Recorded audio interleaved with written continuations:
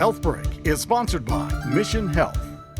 Arthritis in the shoulder can cause pain and limit the joint's range of motion. Dr. Gordon Groh from Mission Health says there are many treatments, one of which is a shoulder replacement procedure.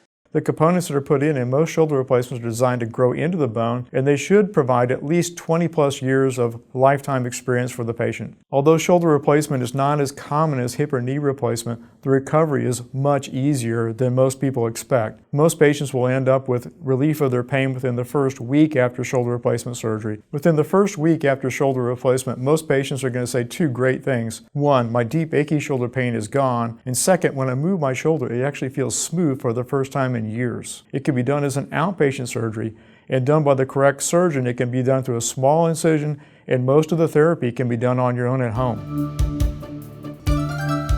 To learn more, go to missionhealth.org/healthbreak.